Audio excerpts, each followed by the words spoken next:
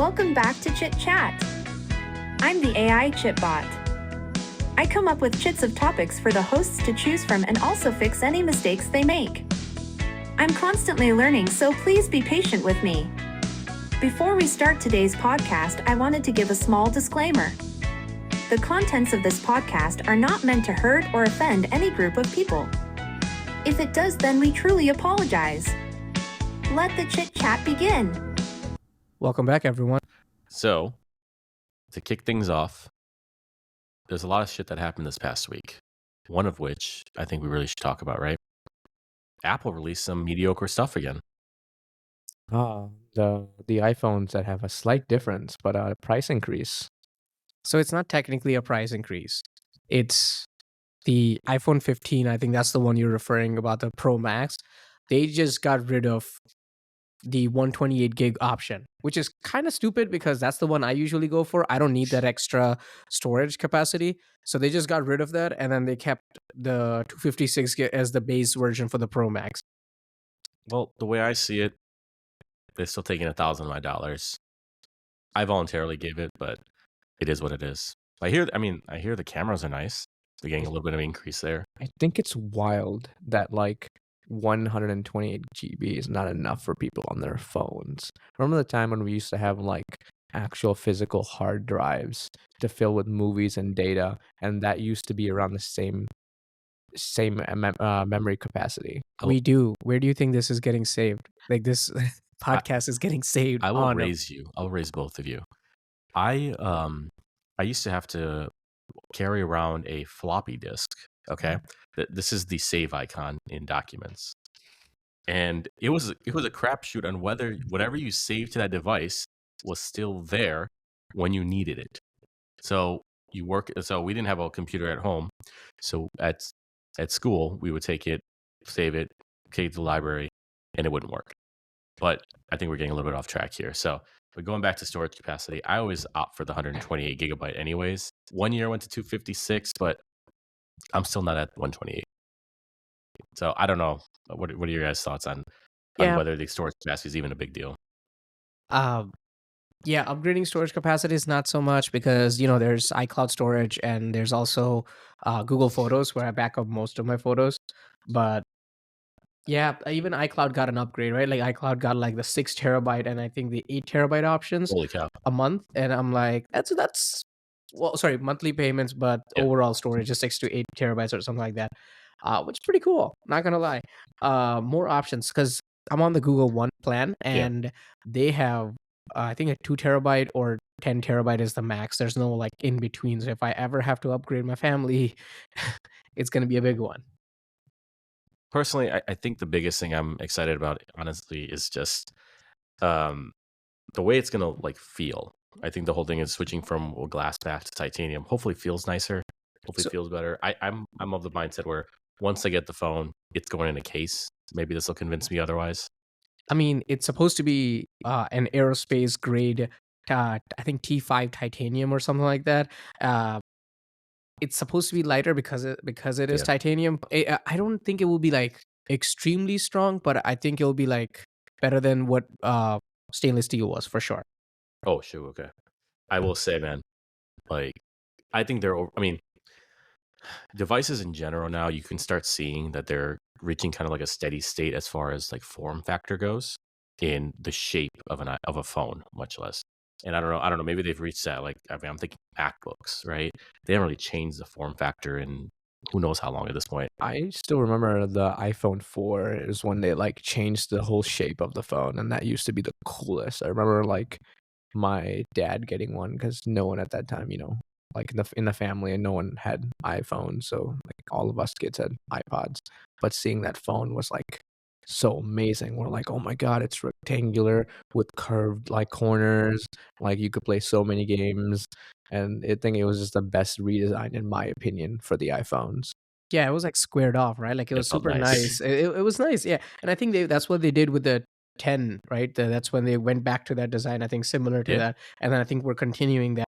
But you know what's really cool? I think you mentioned camera a little bit. The camera's got a little good upgrade. My favorite part about this is the 48 megapixel shooter. I feel I get excited whenever I get an opportunity to take pictures. So hopefully this makes it where I can take better pictures of my kid, take better pictures of, I don't know, scenery, Yeah, the events. yeah, I think this is significant, but as someone that doesn't like that's not immersed in tech itself, I think that I haven't really noticed the change in picture quality in the last couple of years, and that's maybe just because I don't know how to use the tricks of the trade and like adjust the settings. One thing I do use, since I do have an Pixel device, is like the magic eraser features and stuff like that, and night sight, which have been amazing. But other than that, like I haven't it's been a while since I've like looked at a photo that I've taken and been like, "Oh my god, this is night and day." I think the last time I felt that way genuinely, and it was like 100% night and day difference, was when like the smartphone game changed when the Galaxy S3 came out. Like, do you remember that time when it was just all crazy? And I think that hype hasn't yeah. really been there since. So just a little perspective though, right?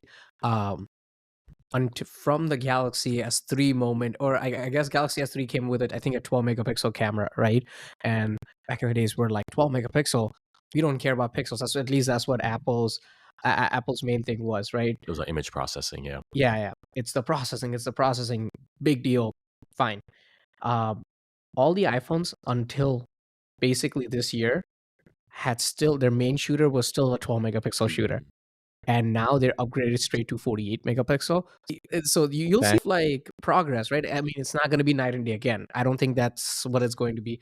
But yeah, overall, they also had like thinner bezels, which that's the one that I'm personally I think like. you can notice it. I mean, there's not much of a bezel to begin with, but I mean, It's gotta give that immersive feel, right? Like yeah, it's like end to all end, screen. all screen kind of a thing. And I think they're trying that, but I don't think that that was the biggest update this year around. The 15 Pro Max and the 15 Pro regular also got a new chip. I think they call it the A17 Pro because everything is Pro branding now. But for me, I think the cheaper version of the iPhone got more this year. So one of the cool things that they got is I think they got the same 48 megapixel lens, uh, but they also got better battery than last year. They went from, and Apple doesn't give out milliamp hours, right? So Yeah, it's just 20 hours of battery life versus expected time. But this year it's 24 hours of battery life, and that's 4 hours of their estimate. So even if we half it, that's 2 extra hours in real life, right? That you're getting. it'll be fun. Yeah. And they got all the stuff that last year's iPhone had. Even the chip from last year's iPhone Pros came to the smaller iPhone. So would you say the big difference is going to be right battery life, maybe some processing on the camera because you probably have less housing space for these sensors. And I'm not even sure what else. What else is the difference here? So the difference becomes, and very technical. That's why people just always like the cheaper iPhones are the ones that go like get sold easily. Uh, So you're peop- saying it's not the price? You're saying it's not the $1,000 price tag that well, incentivizes people? the difference is like $200, right? Well, might as well spend that $200. That's mighty privilege talk right there. $700 for the phone, but like it's only $300 more for the Pro. But while you're there, it's only $150 more for the Yeah, Max, yeah. and then it's like $300 more for MacBook Pro. Okay, listen to me, right? Like, hear me out. Uh you guys talked about it, but like privilege that, oh, it's only $300. I'm gonna have privilege. But if you think about it, most of us buy it straight from the Apple store, right? Like people Right. who know technology or at least are in the know. But majority of the people who buy iPhones in general, they buy it from their carrier, and carrier always has those deals, right? Upgrade, and you're paying like $300 or something, but be stuck with us for 2 years. And people don't upgrade every year either. So there's going to be more people who would rather pay like $10 a month more or $5 a month more than not have the latest and greatest. And I think with iPhones, it's more like a pride thing, right? That I have the latest one, maxed out version, like the Pro Max. Yeah, I mean, it could be. I don't personally have that experience. I don't know. It's just honestly just gotten to a point where like I just know every year comes out, I'm gonna get it because there's always something new that I can try. Yeah. I will say this is the first year I was kind of on the fence but I decided, who am I kidding? I'm gonna get it anyways. Well, there's one reason why you should definitely get it, and we haven't addressed that yet. It's USB Type C. My wife and That's I can be using the same cable. It simplifies everything for me. It's actually funny. I never put those pieces together. So we are both divided houses, just in the opposite ways. Yeah. My wife is an avid and a diehard, I guess I'll call it, Google or Android user. I mean, I think she's never owned an iPhone, and I've tried to convince her, hey, I will buy you the phone every year. She's like, I'd rather die. This times. is the internal wars that keep happening Yeah. in But our houses. but no more. No You more. know, No Type more. We C. have Type C. Type C is that bridge. I'll thank EU for that. EU, you did a great job. Just forcing Apple's hand to give everything Type C. The regular iPhone has USB 2.0 speeds, so it's slow as hell. But the iPhone Pro has USB 3.0, which is a lot faster, but it's not the fastest. Like for all the promotion and pro uh, talks that they had throughout the keynote, it's not the fastest USB connection. Oh, interesting. I guess I don't. I'm one of those people that, I just charge it overnight. I go to sleep. I wake up. It's at 100%. It's more for data Yeah. transfer. Like these pro photographers, you could also have record while you're Mm. plugged into a solid state drive or something like that. I Oh, I see. definitely look into charge speeds. As someone that commutes, it's very important to know that my phone's going to charge it's fast because on the commute I'm not ever without my headphones listening to music, listening to other podcasts, or watching a movie. And even during work I have my headphones consistently in, and I don't always have the opportunity to plug my phone in. So if I need to have a 20-minute window where I could actually charge my phone, I don't want to have my phone or my headphones die on the commute back, because being on the train with no headphones is a pain. I think we found a good use case for these charge speeds. I just don't have one, but that's not bad. Okay. Yeah, and then the other thing is, I think what he mentioned about headphones, right? Apple has a pair of headphones called AirPods that everyone knows, right? So the AirPods 2 got an upgrade as well during this keynote. How can you upgrade headphones? I'm like, Better hardware, right? But this one actually nothing changed in terms of the hardware. okay, because What- I'm like, audio quality has been very good, and again, this is coming from a guy who doesn't really listen much to things that require it. Mhm. But sorry, go ahead. No, but I mean, nothing changed. It's the same exact AirPods. But what changed is they changed the charging case to have USB-C. Okay. So everything can be one cable. Their full MacBooks were ecosystem. already there. iPads were already there. I think iPad started it. And then Yep. MacBooks joined in. And now the iPhones and the AirPods are also doing that. My iPad that's collecting dust is Type C. I can confirm that. But they were really sneaky. And I think they were sneaky about a couple of things throughout the keynote. So with the upgrade that they didn't mention on stage, but it's actually a big deal, is the AirPods 2 has a feature that's actually compatible with Vision Pro. So the Apple's Vision Pro supports lossless audio. And these new AirPods with the USB-C case are the only ones that are compatible. So even if you have AirPods 2, doesn't mean it's going to work. Wow. Yeah. And that brings me to another sneaky thing that they did this year. They released a new blood sugar sensor, a monitoring sensor on their watches, but I don't know how accurate it's going to be. I'd be curious to hear how that how it could do anything with your blood by just being on your wrist. It's a non-invasive one. There's some on the market, but they're just not that good. And I don't think that the Apple one's going to be good either, because it's Yeah. just so hard, right? Apple's really good at health stuff, Yeah. no doubt about it. But you need next level team, right? You need a hardware team specially dedicated for these extreme science things. So I think Google had a spin-off company called Virility, where it would look at your eyes and detect blood sugar level. So you wear a contact lens, and it will detect blood sugar levels. That's pretty cool. So I think you would still need hardware. I don't. Yeah. So it's an indirect method, I get. Yeah. Well, the contact lens, that feels more direct, but okay. So that's pretty cool. I will say I have the Watch 5, so I'm excited about some of the other things that are on there. I mean, upgrading every 4 to 5 years has been kind of my thing. But yeah, I mean, I'm. What are you guys most excited about? So I think I've heard a little bit about the glucose sensors from like different aspects. Like I've had some friends that have the need for these monitors, and I think the way these works is like they have a little electrical current that draws glucose and other things into patches of your skin, and then tests it out that way. I still, like we said, don't think these are the most accurate. Wait, so you think that my Apple Watch is going to shock me? I was gonna ask, would you feel it? No, it's non-perceptive. Like you won't feel it Oh, at that all.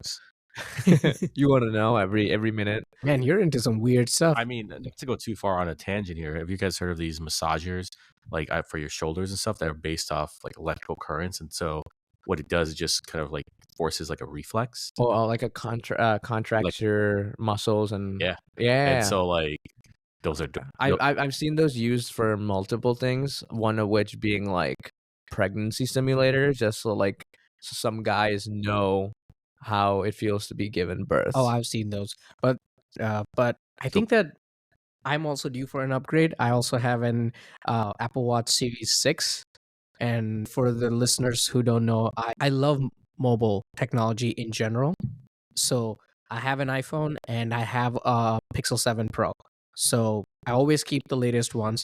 So I have a Pixel Watch and I also have an Apple Watch Series 6, and I love my Apple Watch and the Pixel Watch, but it's mostly the Apple Watch because it's so accurate when I go for a run and things like that. say the word, I'm buying 2. So Series 9 is around, and I don't think it's time for me to upgrade yet, because I believe next year is going to be Series X, and I think Series X will bring some fundamental changes, right? It has to be a big release year. Like this year, they released it, but the new chip is what, 30% faster processor. I mean, that's, everyone says that, like it's every year it's 30% better. But the cool thing is this year you're getting peak brightness of 2000 nits. And for those, most people don't know this, but 2000 nits is a lot, right? Like, don't know the standard benchmarks of nits, so I'm just gonna go So- with the fact that Yeah, I was that's gonna ask the awesome. same question. Like, So what's a m- nit? it's like a brightness metric. Okay. So most phones are about 1300 to 1400 nits, and you can, when it's outside, like peak brightness, right? Like you Go all the way up as all the way 13, up is 1400. Some go up higher. I think the previous watch was at 1000 nits. This one is at 2000, and that's pretty good. That's like, you can properly see it in peak sunlight, which is good because you're going to be running around and doing things, right? I think that's pretty useful. So I guess. I guess the real question is this, right? And I'm sure everyone's thinking it. Does it make it easier to find the watch? I don't know. Or can I find it easier, or does it have any kind of functionality to help me find it? So I don't know about that. I don't think it will add a lot of like value to that. Just having your brightness up all the way. I think you'll need like speaker, right? Because you need that audio cue.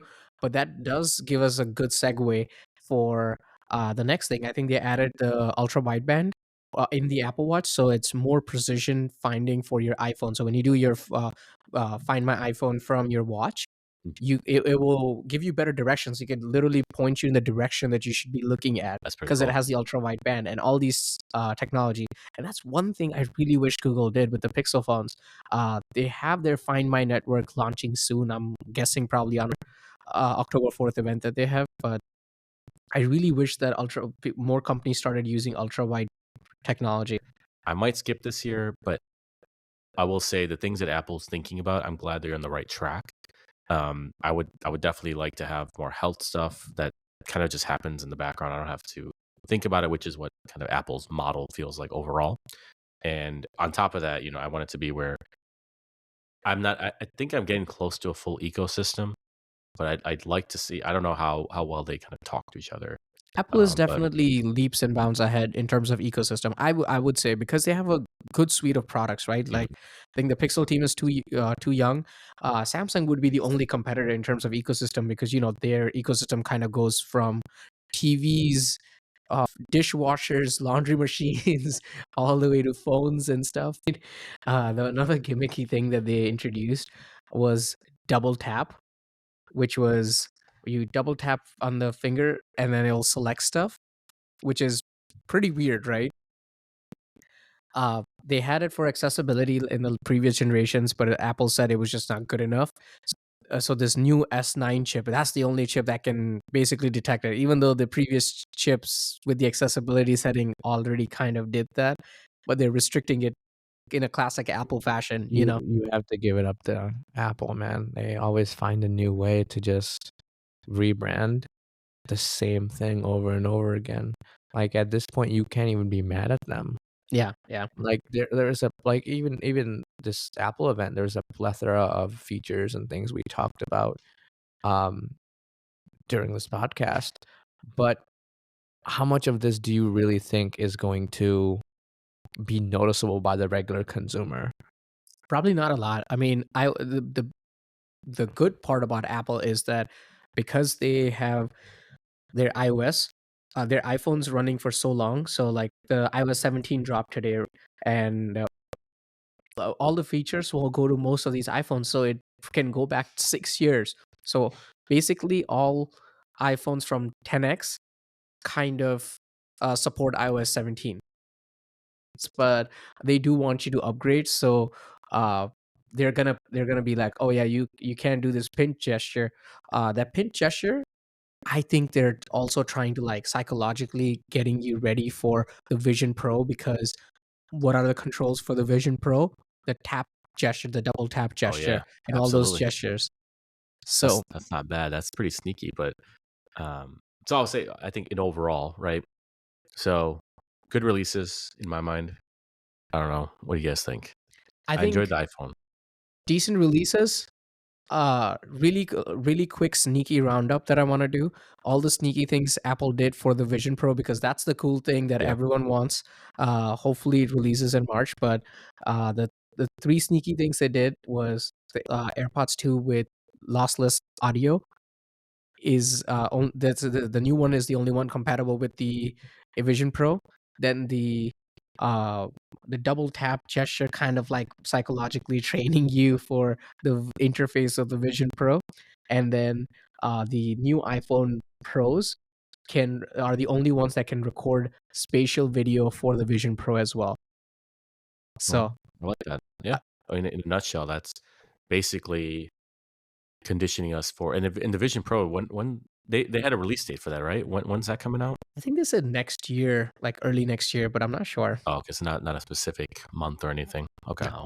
So they'll probably talk more about it in their March event, Yeah. which Yeah. right, I think there's the events in March or something. Usually Normally. they have it in March. Yeah. But yeah, that's basically all the Apple stuff. Uh, I think we should move on to the chits. Yeah, let's do it. Who wants to draw one? I could take the lead on this one. All right. Ooh. Okay, let's see what we have in the chits for us this week. Let's see what people want to hear about. Ooh. This is not something you guys are probably going to be familiar with, but based on your limited amount of time on TikTok. But quick question: how many times a week do you guys think about the Roman Empire? A little bit too much, actually. Not well. If you narrow it down to on a weekly basis, there are some weeks where I don't, but some weeks where I think about them a lot to like actively seek out and look up like Wikipedia pages on specific topics or on Netflix or something. But I would say on average, every other week or probably I do think about them. Why? What's up? What do you mean? I'm so confused. Like what kind of question is that? By the way, just my answer would be I don't actually think about the Roman Empire, but I do think about the pyramids a lot. Like it drives me That's insane sometimes how much I that's think about the pyramids. that's shocking. So the wild trend on TikTok is um significant others ask their male spouses, how many times of a week do they think about the Roman Empire? And everyone is shocked that like normally the boyfriends in the relationship think about the Roman Empires like 2 to 3 times a week or maybe a couple of times a day. I'm actually part of that group where I genuinely think about the Roman Empire 2 to 3 times a week. What do you Oh, mean? I was gonna say, I thought you were thinking about daily. So, yeah, I think that let's unpack that a little bit. What specifically? I think it's just like random. Like I don't actively think about like, oh yeah, like Caesar, but I think little things that I do in my life remind me of it. Like, sometimes I'll be on a road and hit a pothole, and like I think the one of the thoughts that would come into my head after, God damn it, would be, the Romans built roads that are still standing till this day, but my city can't get a pothole that would, or like a road that would have no potholes. Having been to Rome, I will say those roads weren't driven on by Heavy as cars. heavy vehicles as we have. One, but also on top of that, like I respect the fact that there is history, and then that country, Italy, in case you guys couldn't figure it out, Yeah. protects their like historic not only landmarks but also like just historic cities, right? Rome is what is it, the city, the oldest city, but there, I mean, I went there, and I will tell you right now, Rome is a great place. But when I think of Rome, I always think of it in a sense. I always think of Caesar. To be honest, I default to him. Some of the things, like when I was thinking about July, for example, being named after him. Our entire calendar, for God's sakes, is named after. Like, it's revolved around how Julius And Caesar and him, like how the Roman thought about the calendar. and that's nothing compared to the salad, man.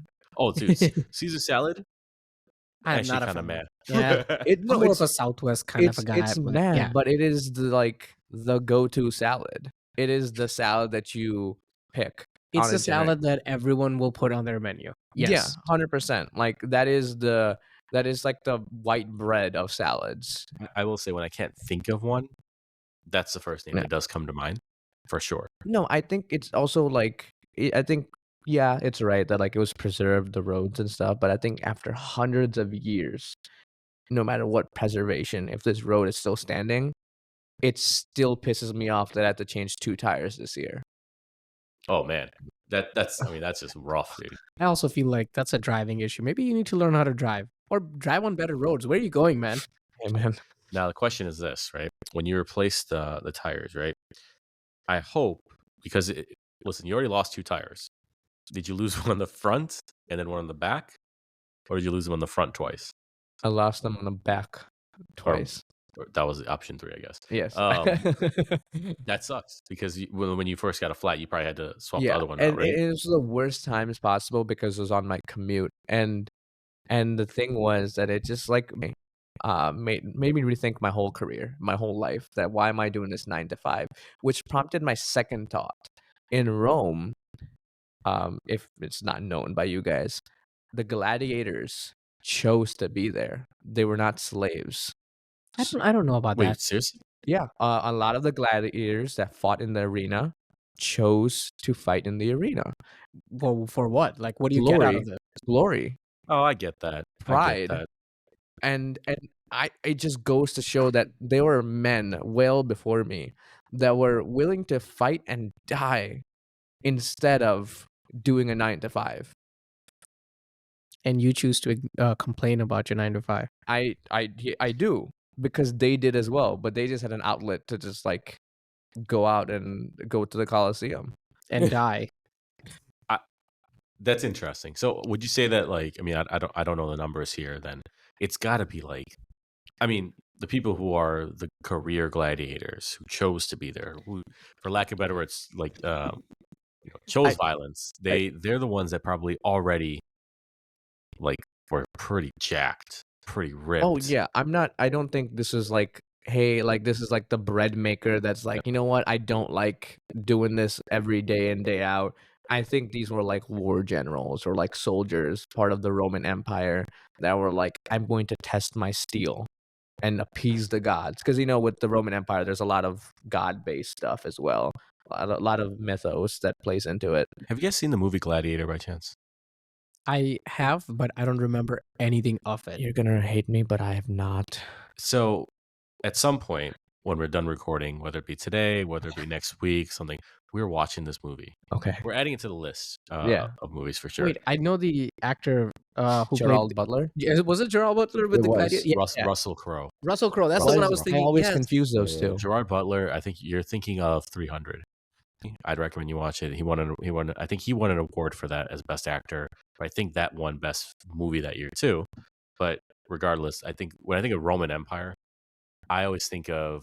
I get a little bit triggered sometimes because high school English you have to read Caesar, or what is it called, the Shakespeare book, Julius Caesar. Yeah. I did not have to read that. And so I just remember like not enjoying that book.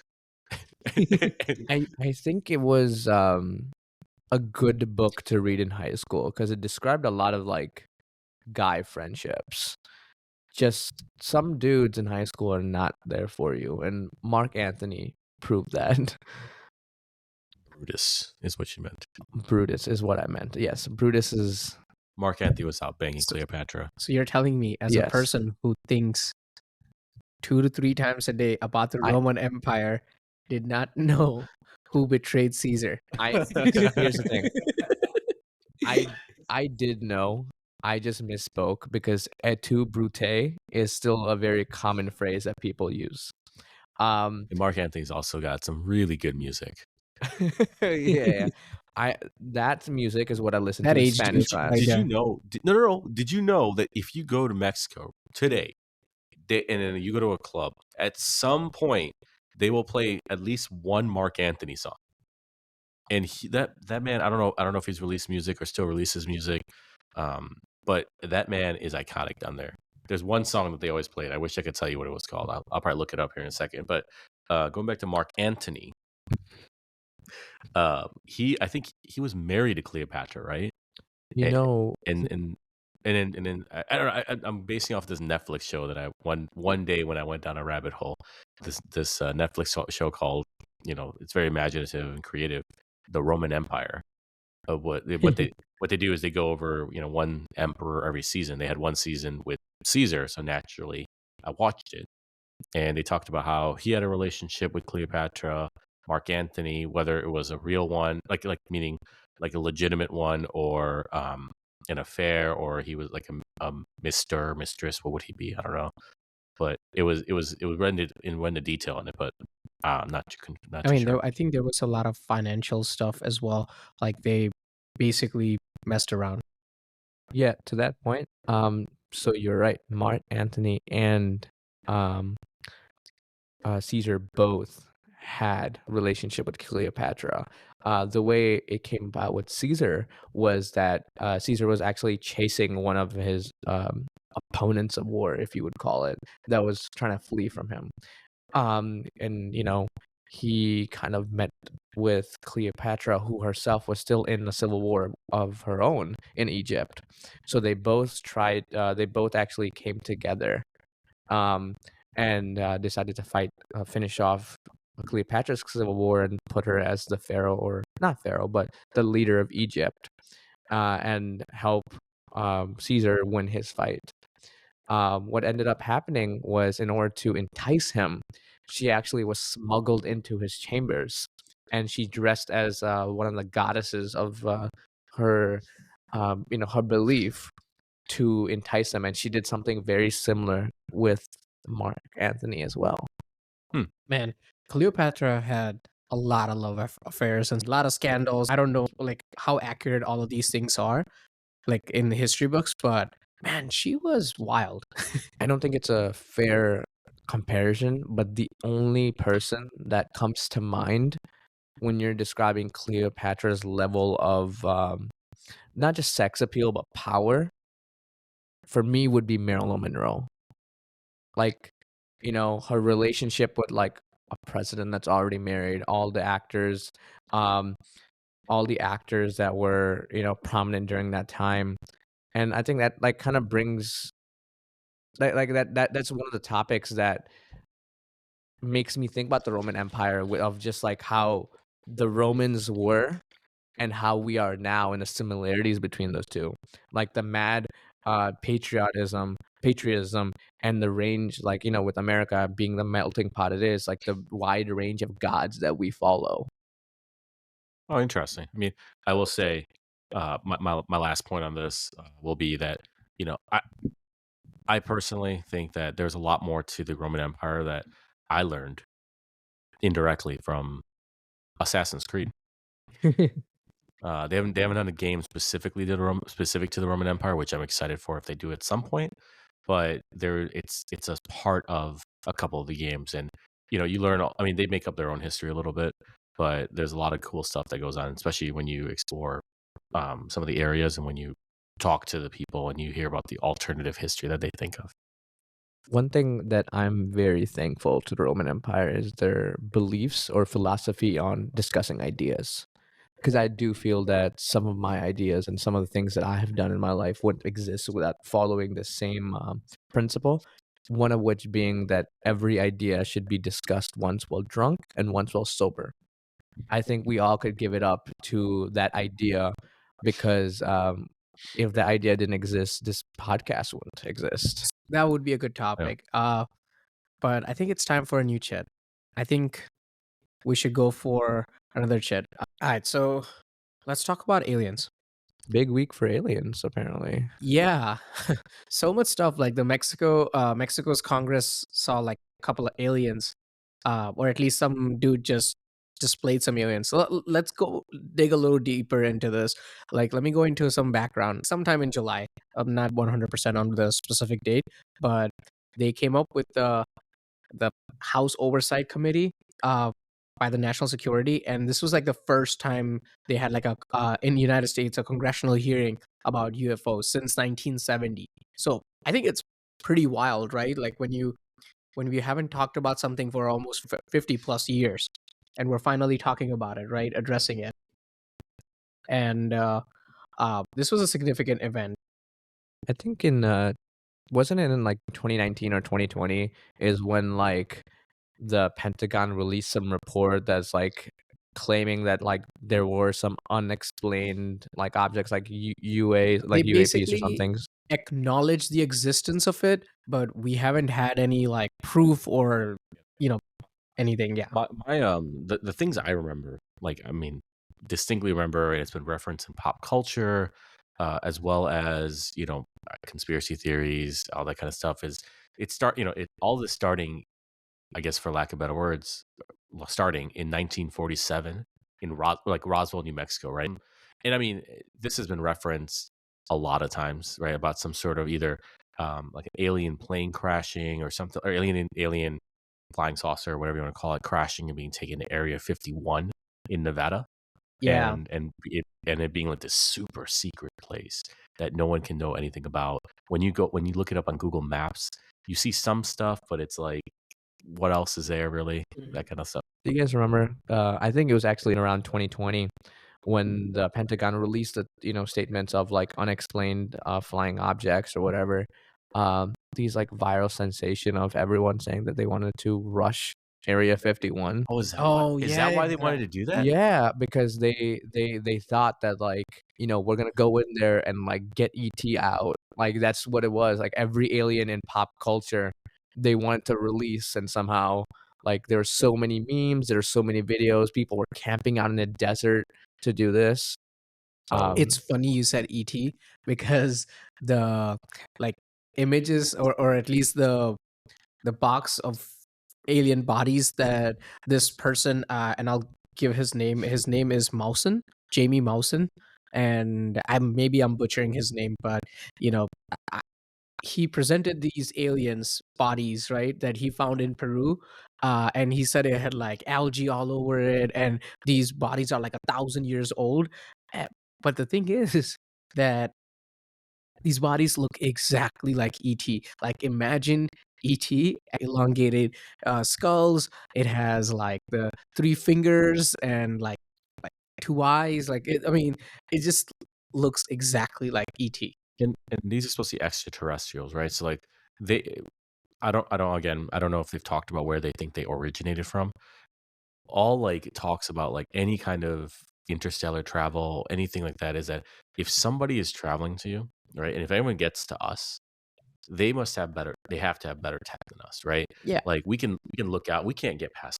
We with a manned or unmanned, or potentially like unmanned of aircraft, we can't get past Mars, right? We have Voyager 1, which is the furthest anything is the furthest object from the Earth, right? And radio waves, we've only been able to travel. I mean, radio waves are super slow, right? Like, They still move at the speed of light, right? So the whole thing is that radio, because it just has a longer wave, but it'll still move at the speed of light. It's just that when you broadcast out, there's only so far that time would allow for it right now. yeah, Because time radio, has to pass it. yeah, because radio waves are, I think when was the radio invented, even if it was 100 years ago, right?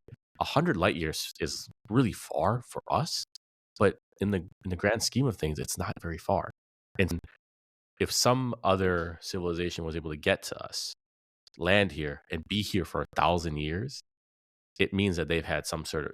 They're light years ahead of us for pardon the Yeah. nomenclature there. Yeah. And I mean, literally, like if you think about it, so we'll talk about JB Mousset a little bit more, but before we do that, there was I think you talked about the UFO in Mexico, right, in 1947.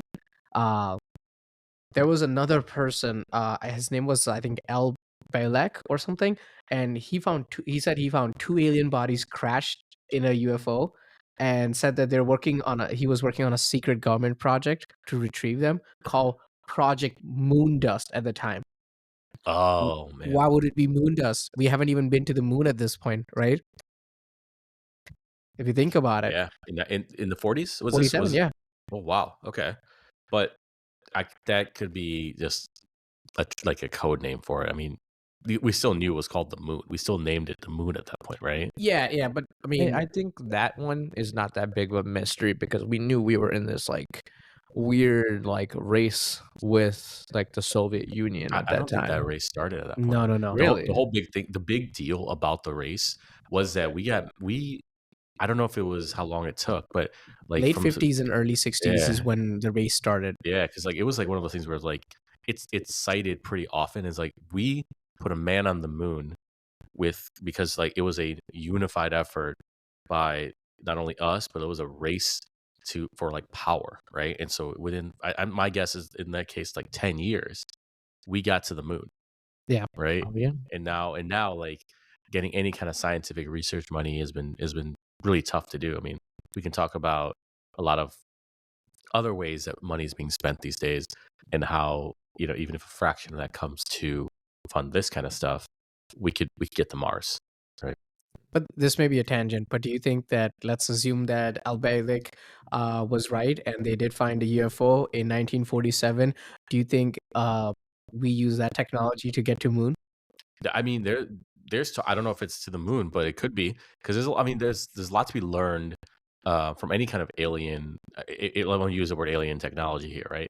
But there's a lot to be learned from that, right? There's a lot of things you can reverse engineer, and who knows, there could be a lot of stuff that we're like propulsion, right? Like that kind of moving from, because like those propulsion engines could be used by powered by something that we didn't have it at that point had figured out or anything like that, right?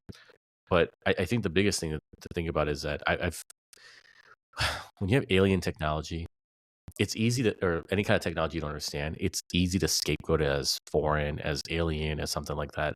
But at the same time, like who's gonna claim responsibility for it, right? Like if let's say back then, if Russia crash landed in our backyard, are they gonna be like, yeah, sorry, this was us? Yeah.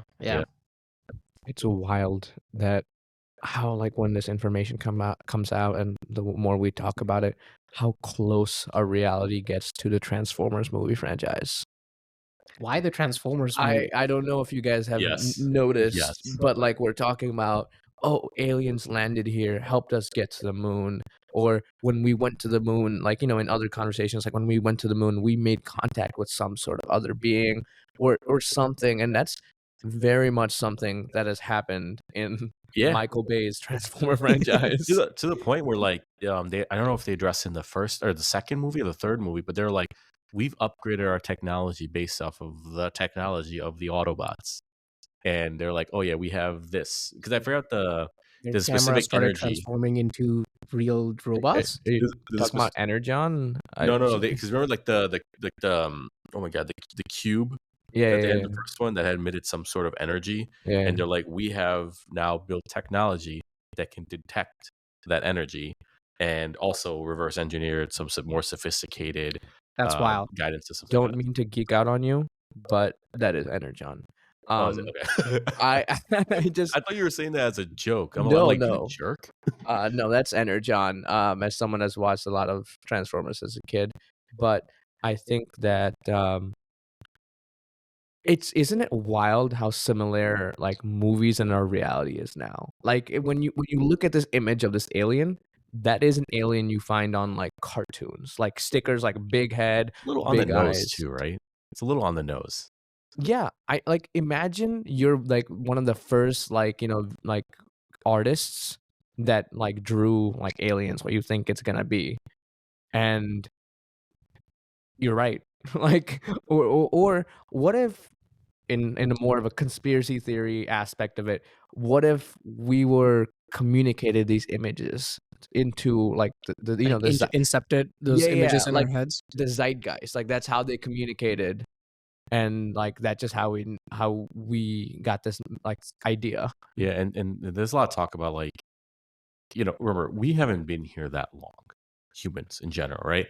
If you think about, even if you think of it in the scope of like, let's say some civilization or some distant civilization, I'll talk about 2 points here, right? One is if a distant civilization figured this, like was able to kind of evolve and discovered electricity, right? Let's say 1,000 years earlier than us, 10,000 years earlier than us, right? The Earth is 4.5 billion years old. That is a tiny, tiny, tiny proportion of its life. And that's like less than a rounding error. And so if a civilization figured that out, imagine what we will or can accomplish in the next 10,000 years. And if some civilization did that, and let's even raise it 1 billion years ahead of us, right? There's a lot of talks about how that's something that's happened. And also on top of that, they're saying that we've been visited multiple times. So there's a famous painting by, I think it was either Michelangelo or Da Vinci or somebody from the Renaissance called the Madonna. And basically there's talks that there's just an object in the background and they think it's a UFO. And it looks like I mean, if you look at it, it almost looks like it's edited in there to kind of symbolize some sort of like that kind of a device or that kind of an aircraft. And it makes no sense for any kind of aerial objects to exist back then, right? Because of 1400s, 1500s. I mean, you're sounding more and more like Mao-san over here. Dude, you're not gonna Call me believe Mao-san, this. bro. You're not gonna believe this, but in 2012, he claimed this again, like before showing the bodies, he claimed it again that he found a body, and that body was like 4 feet tall and had 3 eyes and no nose. Now he found another set of bodies, and this time around, he found 3 bodies. One he's not showing to people, and 2 he is. So the bodies he's showing, I think he also named these things. I'm assuming he named them, but the one he's presenting is Clara and Morrico. That's what he named them. And then the third one is Victoria. So he sent out the DNA results, like he posted the DNA results of Victoria. And so this news publication, Reuters, they actually hired a scientist to look at these DNA results and all these results that he's sharing. And that scientist is like, yeah, it's like a normal human being. Like, there's nothing new about this. You're telling me that this guy found proof of aliens twice on 2 separate occasions. Just this dude, like not people that spend their lives looking out into the sky. No. I think the first time he said he was part of the government project to find them, and he found these bodies are found around the Peru area. And I see. Okay, but like I think this was Mexico's government. I think this was the first time Mexico's Congress held this kind of a session, and this guy basically wasted their time. So I think they're kind of like upset at him because, I mean, and it's funny because a lot of people who are really creative on like TikTok and Instagram, and they're also creative bakers. They actually made a cake version out of it. So the same ET looking kind of a person, they took a fork and is it cake or not? And did like a cake or not kind of a thing and just like made a Oh, cake out of it. that's clever. Man, they wasted no time with that one, huh? Yeah, it was fast. It was All right. surprise, yeah. I think aside from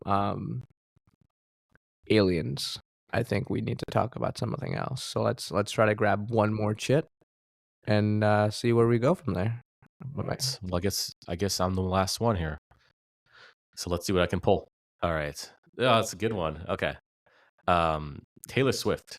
And I think it says impact of Taylor Swift. So I'm gonna try to figure out what was meant here. But she's shown up a lot on like basically anywhere, right? Social media, TikTok, in the news, everywhere.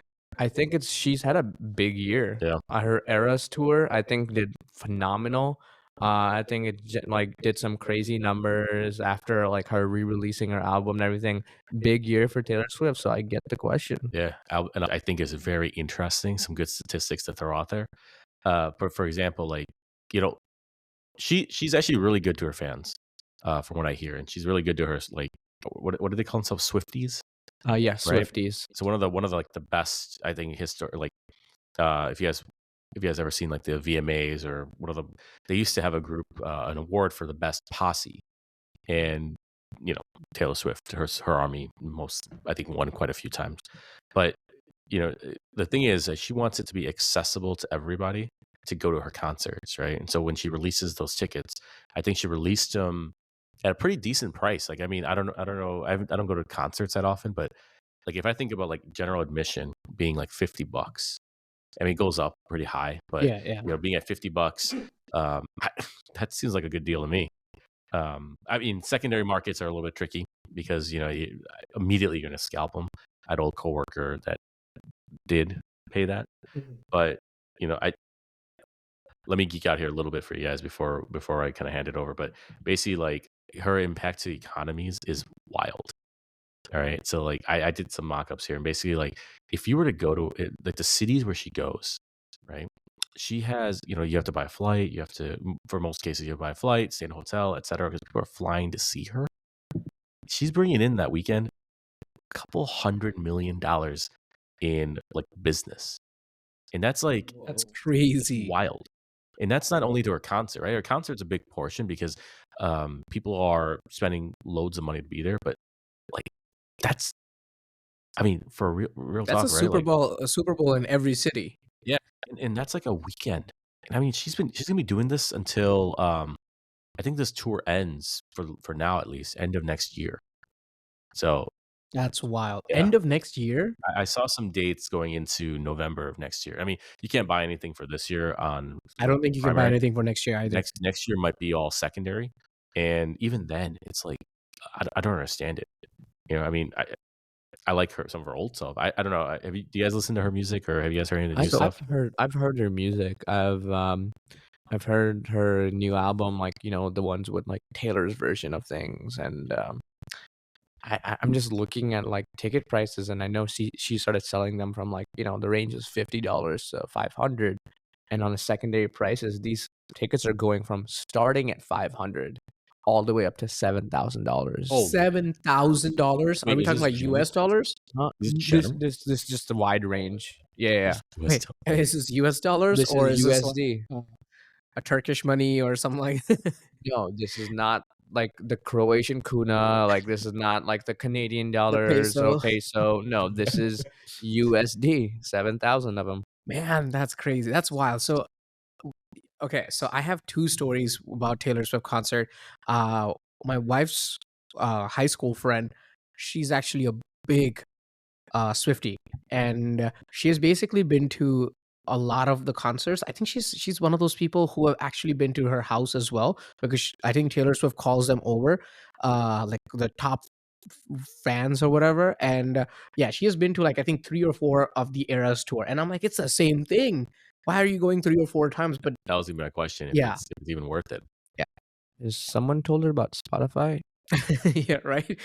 Like it's like a student plan. You could get it for like $10 a month. Like Wow. Yeah, yeah. And the other thing is, uh, one of my colleagues at work, he also went to a Taylor Swift concert in Vegas. So he couldn't find anything in the city he lives in, but went to the one in Vegas with his wife and a couple of friends. And this guy, I don't think he's even a big music lover. I'm not gonna lie. I think that's what it is, right? Like we said that 200 million, like hundreds of millions, like dollar figure in revenue for the cities. I think half of these people are traveling to go to these cities Yeah. Yeah. to see this, and it's just so inspirational. Like I've had like I've seen videos of literal cities shaking because of like the uproar and fans that like the Holy sound cow. that they make Yeah. during the concert. Like it's like I can think previously you said it's a Super Bowl, and I think that's a very accurate because there are fans that like who can't really afford the tickets or didn't get a chance to buy these tickets that they tailgate this concert. There are people that wait outside in their cars out of these stadiums and tailgate Taylor Swift's concerts. Wait, so they follow like, and I'm assuming this means multiple cities. So they'll follow her to multiple cities and never go inside. Yeah, some people will. At face value, I would say that's actually pretty cool. Yeah, because like you're going to all these cities, you're not. It's significantly cheaper for you too, right? You're not spending $1,000 to $1,500 every single time you're going in. Yeah.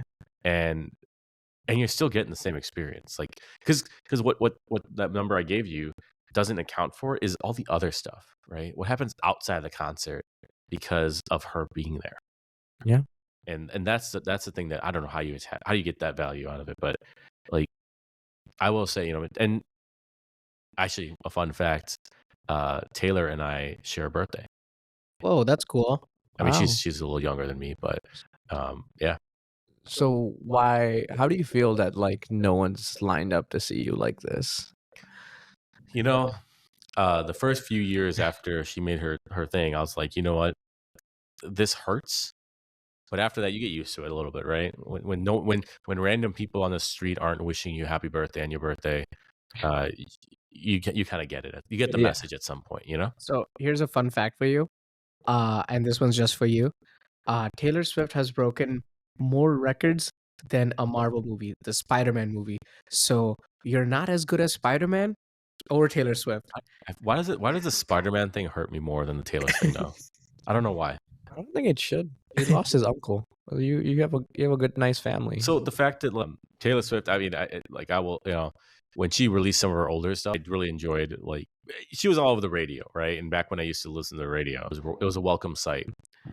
There's this viral, not a challenge, but like it's a thing, like a ritual or that all fans try to do at a concert is they try to see how Taylor's coming into their concert. So like there has been times where Taylor has been snuck in a box, like a big audio box, and like they Oh, so wheel. she steers into this. Yeah, so like they wheel her in with her security guard, and everyone's like, "Oh, that must be it," or "That must be it." But like, Okay, that's dope. Yeah. That's so cool. Yeah, that- I want that kind of fan That base, is man. that is a +1 for sure Yeah. for Taylor in my book. but So- imagine if this was like not a thing. Like she has just been chilling backstage all this time, and all just her messing with all the fans. yeah, and all her fans are like, "Yeah, those wires in that box? That's Taylor." Oh my god, that changes everything. I thought she would show up, whatever, and right before he goes into her wardrobe or her dressing room or whatever it is, she comes Vanity. out and it's like, haha, this is it. This is how I made it. Dude, they don't get the answer. They don't get the answer, man. No, they have no answer. Like it's not like a game of Just a- Where's Waldo. This is just them guessing how she's entering the stadium. Wow. I don't know what to say to that. That sounds so painful to me. Like there's no payoff to this. So Taylor is super bossy. Is that what you're? She is blue balling all of her fans every single time. That's wild because like majority of them are female. Oh, that's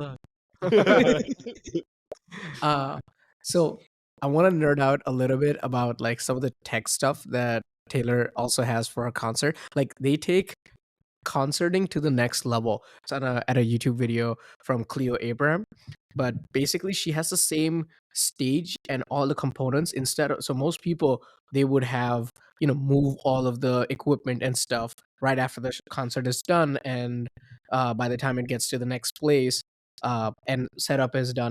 But with Taylor's, that's not the case.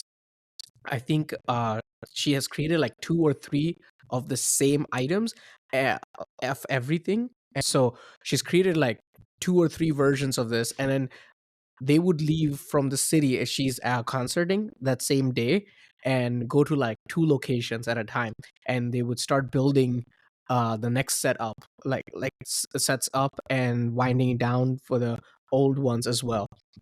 So things are constantly moving, Mm. and that's why it's like next level of planning and processing of, Yeah, so her logistics game is next level. yeah, literally. Wow. And she's also using like the same LED wristband things, like for basically entering that Coldplay and Lady Gaga had too. But she's also elevating that experience and like having like the weirdest light patterns and Oh, stuff cool. Yeah. on their wrists. So everything. Oh yeah, you Mm, could see like a lit up stadium of 80,000 people with this wristband. yeah, Like it's wild. And so back to our previous comment, like why do these people go to so many concerts or different concerts in different cities? So she has made it this exclusivity thing where each concert has 2 songs, either on acoustic guitar or a piano, that are a surprise.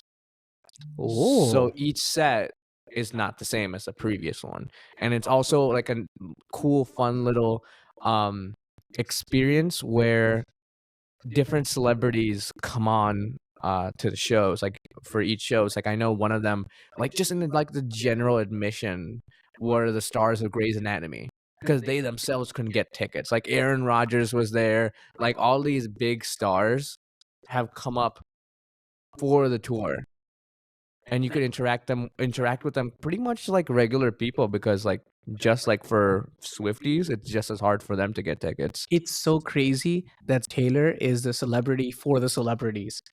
Like, that's so cool. Like, I wish I could ever, like, ever be at that level. I know, man. That'd be fun. Hella jealous about this. Oh yeah, no, I just think that it's insane that the previous level excitement that like people had, like globally beloved celebrity before Taylor, that like I could put in comparison, was Michael Jackson. That's not bad. Yeah. That's not bad. Um, And I never thought that I would put like, and I think multiple people would never thought that like, the king of pop would be in the same category as a girl that, started in country and came out Yeah. of country, Taylor- and People Yeah. forget that. yeah. People forget that she Was- came from country. Well, that was a controversial topic because she wanted to be a country singer. She wanted to be labeled as a country singer, but more and more her music was like not fitting it. So like the fan, not I don't know if it's the fans, but the music industry shifted her to pop and said, "Hey, you're not a country singer." And I think that's probably why she does a lot of the acoustic stuff, because that makes it a little bit easier to kind of sway that way. But one thing about all this I will say is that, like, yeah, you said like Taylor being the comparable to Michael Jackson, etc. This will date me a little bit, but there was a whole thing way back when Napster first came out, and one of the biggest complaints of Napster was you get the music for free, right? Now, I mean, I know that there's a subscription model, etc., that you can get the music and you just pay a monthly fee, but where's the talk about how, like, because the whole thing was, if you make good music, people will come to your concerts, people will buy your merch, and everything like that. Metallica, Lars Ulrich, I think is one of the main guys who showed, like, was kind of against Napster, and like a lot of celebrities were too. He didn't think that was good enough, and here's Taylor doing exactly that. People are coming out to see her. People are going like above and beyond just to be near her. Right, that's kind of a telling sign that you've made something. And I will say that, like, as much as I don't want to say it, she's going to be classified as one of the singers of our generation, one of the great singers of our She's gonna be a generation. legend. She's Yeah. definitely going to be a legend. So Artist, I'll call her. I just Artist. want to say that like her Eras tour has grossed almost $1 billion. Just the concert. Just the tours, and Wow. from what I'm reading, I like $1 billion. $1 billion. Yeah, and like she's in that Does conversation. that include merch?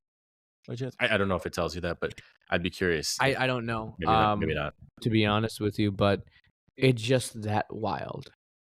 I think it's a statement to say when having a conversation about aliens, the Great Roman Empire, and like new technology, like cutting edge technology. No matter how minor tweaks we would think, this would blow our mind. Yeah, I think that's a really nice way to like end this. And I just want everyone to think and ponder a little bit about $1 billion being made from of touring and concerts. Yeah. That's wild. That hits a little bit different now. Yeah. Put it that way. Well, thanks for joining us, Chitheads. See you next time. All right. Peace out. Adios.